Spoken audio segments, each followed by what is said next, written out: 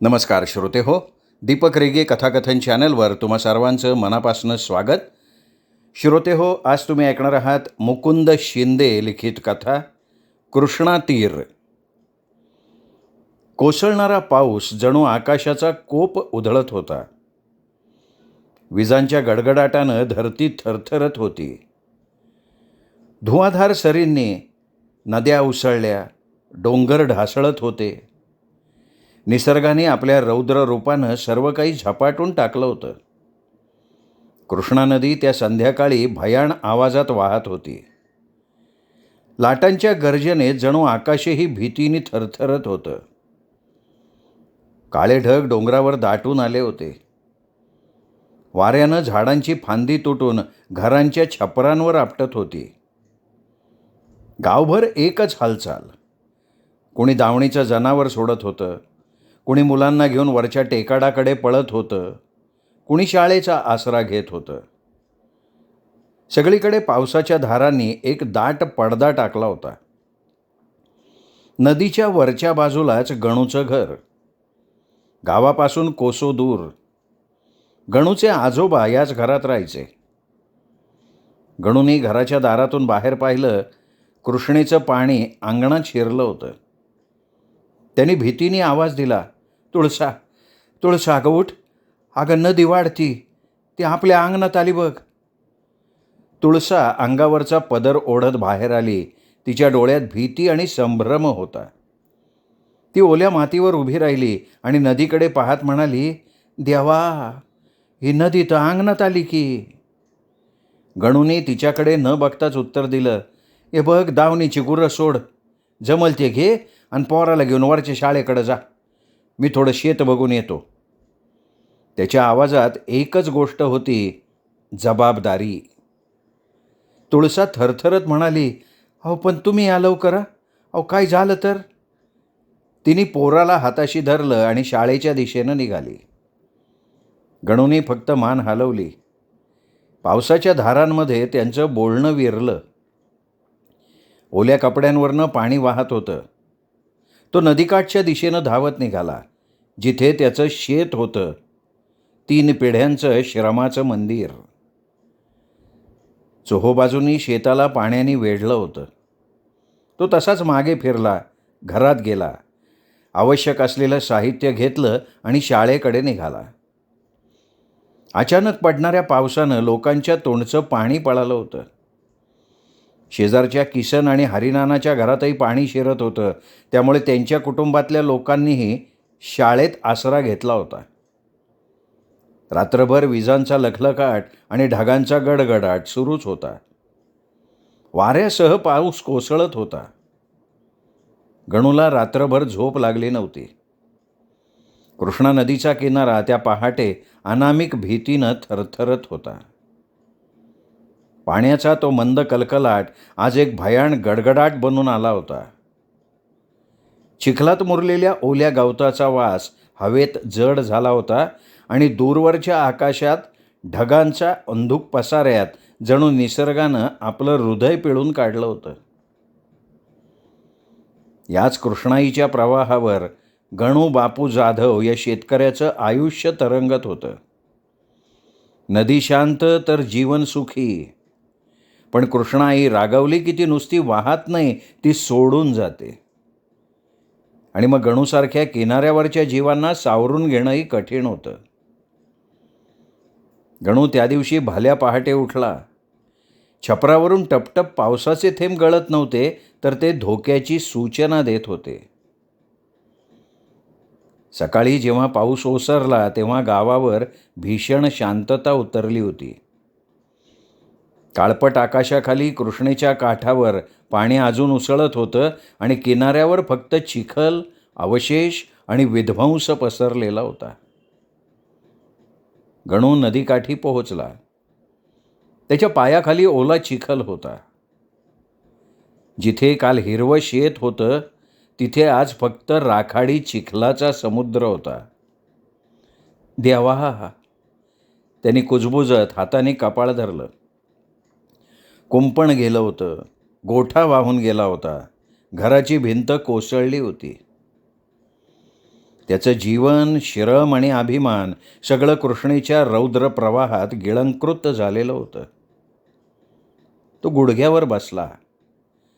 त्याच्या हातात फक्त एक तुटकी दोरी, ज्या दोरीने त्यांनी काल गुरं बांधली होती, आणि मातीचा एक छोटा गोळा, ज्यात त्याचं आयुष्य मिसळलेलं होतं.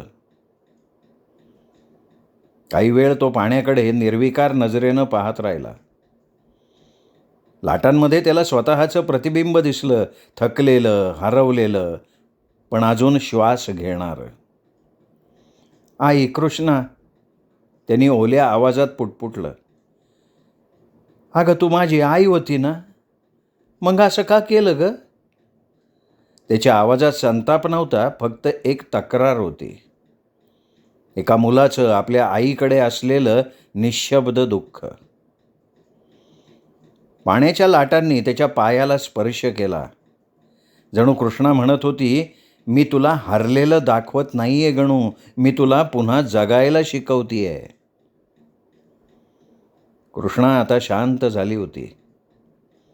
तिच्या पाण्यात गणूला स्वतःचं प्रतिबिंब दिसत नव्हतं, दिसत होती फक्त रिकामेपणाची किनार.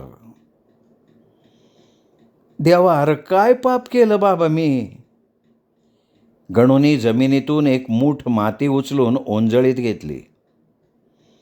ती माती थंड, निर्जीव वाटत होती. जणू तिच्यातला जीवच गेला होता. गणूच्या डोळ्यात पाणी आलं, पण त्याचं मन किंचित शांत झालं. त्यांनी पुन्हा एकदा मातीच्या गोळ्याला हातात घट्ट पकडलं. तो गोळा आता फक्त चिखल नव्हता, तो त्याच्या जगण्याचा एकमेव धागा झाला होता. 2 दिवसांनी गावात काही गाड्या आल्या. नेते मंडळी, सरकारी अधिकारी, पत्रकार आणि काही स्वयंसेवक. जमिनीचे पंचनामे झाले. भरपाई देण्याविषयी चर्चा झाली. आमदारांनी लवकरच पैसे देण्याचं जाहीर केलं. त्यांच्यात एक तरुणी होती, जगण्याचा एक नवा प्रकाश घेऊन आलेली. तिचं नाव होतं मृणाल. ती कृषी विद्यापीठातून पुरानंतरच्या मातीच्या चाचण्या घेण्यासाठी आली होती. गणू शेताच्या कडेला बसलेला होता. ती जवळ आली. काका, तुम्ही इथले शेतकरी? गणूनी फक्त मान हलवली. वय की पोरी, पण आता कसली आली शेती? काय उरली ग शेती? सगळं गिळलं की या पाण्याने. मृणाल मातीचा नमुना घेत म्हणाली, माती गिळली नाही काका, फक्त घाबरली आहे ती. तिच्यात अजूनही जीव आहे. थोडं प्रेम दिलं तर ती पुन्हा फुलेल. असंच बोलायचं असतं तुम्ही शिकलेल्या लोकांनी. नाही काका, आम्ही मातीवरचं प्रेम शिकतोय, तुम्ही ते जगलाय, मृणाल शांतपणे म्हणाली. त्या दिवसानंतर मृणाल दर 2 दिवसांनी यायला लागली. चिखल सुकवणं, मातीचे नमुने तपासणं, नवीन लागवडीच्या पद्धती समजावणं, हे सगळं गणू तिच्याकडून बारकाईने शिकू लागला. त्याला तिच्या बोलण्यात मातीवरच्या प्रेमाची खरी तळमळ जाणवली. एक दिवस तुळसाने मृणालला बघितलं आणि गणूला विचारलं, कोण आहे ही मुलगी? तिच्यात काय आहे असं, जे आपल्या या रिकाम्या शेतात रोज वडून आणते? गणू हसला आणि म्हणाला, अगं, ही तर कृष्णाईनं पाठवलेली तिची लेक आहे. ही मातीला पुन्हा बोलायला शिकवती. एक सकाळी मृणालने गणूला नवी योजना सांगितली. काका, तुम्ही ड्रिप इरिगेशन वापरून बघा, कमी पाण्यात जास्त पीक येतं. गणू गोंधळला, म्हटला, आता हे काय असते? मृणालनं हातातला पाईप दाखवत सांगितलं, हे बघा, हा पाईप आहे ना, हा मातीच्या मुळाशीच पाणी पोचवतो. पाण्याचं ओझं नाही, पण मातीला ताजं पाणी मिळतं. तुम्ही फक्त विश्वास ठेवा. गणूने विश्वास ठेवला. त्यांनी जुन्या नांगराला हात लावला, कुंपण दुरुस्त केलं आणि पुन्हा मातीमध्ये बी टाकलं. पहिला अंकुर फुटला तेव्हा त्याच्या डोळ्यातून आनंदाश्रू उघळले. तुळसाच्या चेहऱ्यावर खूप दिवसांनी हळूवार हसू उमटलं. ती म्हणाली, कारभारी, बघा आपल्या शेतीला पुन्हा जीव आलाय. राजा आनंदानं म्हणाला, बाबा आपण पुन्हा शेती करतोय.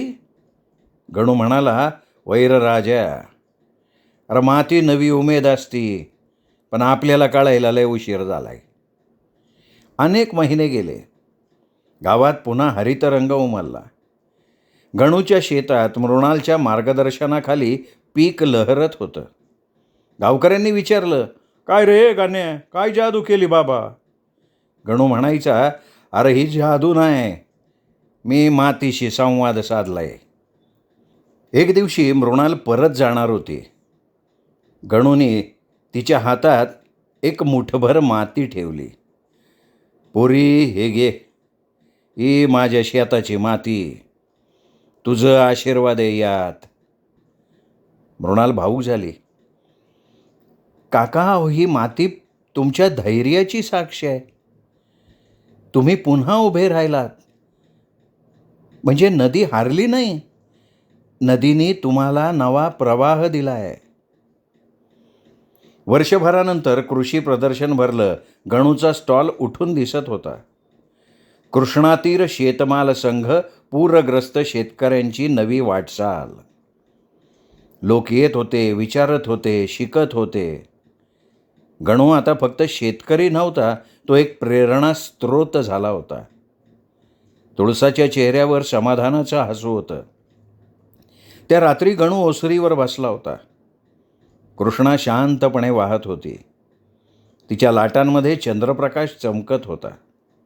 गणू म्हणाला, आई तुझा राग या आशीर्वाद ठरला बरं का. तू आम्हाला हरवलं नाही, तू आम्हाला शिकवलंस, पुन्हा उभं राहिला. लाटांनी किनाऱ्याला हलके स्पर्श केला, जणू आईचं आश्वासनच मिळालं. गणूने डोळे मिटले. त्याच्या मनात एकच वाक्य घुमलं, कृष्णा तीर, जिथं सगळं हरवलं पण माणूस पण सापडलं. चंद्र त्या रात्री आकाशात पूर्ण होता. कृष्णा नदी मंदपणे वाहत होती आणि तिच्या किनाऱ्यावर एका शेतकऱ्याच्या ओंजळीत संकटावर मात करून पुन्हा फुललेलं जीवन अंकुरत होतं. श्रोते हो, तुम्ही ऐकत होतात मुकुंद शिंदे लिखित कृष्णा तीर ही कथा. एका शेतकऱ्याच्या जीवनावरची ही कथा, त्याची उभारी तुम्हाला कशी वाटली कमेंट करून जरूर कळवा. ही कथा आपल्या कथाप्रेमी मित्रपरिवारात, नातेवाईकात शेअर करा. भेटूयात पुन्हा अशाच कथा ऐकण्यासाठी दीपक रेगे कथाकथन चॅनलवर. नमस्कार.